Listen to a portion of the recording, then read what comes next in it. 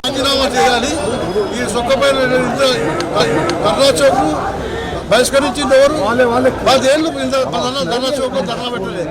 ఈ రోజు వచ్చి ఎందుకు పెడతారో సిగ్గు లేకుండా ధర్నా చౌక్ అందరూ అనుకున్నారు. కేటీఆర్ 9 అనుకుంటాం. మళ్ళీ వెళ్తాం బయటికి. బీజేపీ మీద కదా మీరు పోరాడాల్సింది. BJP BRS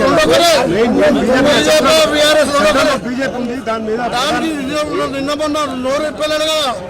KCR ఇప్పిండా, KTR ఇప్పిండా. ఈ రోజు వచ్చి ధర్నా చేస్తా అంటాడు. ఆ ధర్నా ఏదో వచ్చి మా దగ్గర చేస్తాడు. అది ఆ ధర్నా చౌక్ను బ్యాన్ చేసింది ఎవరు?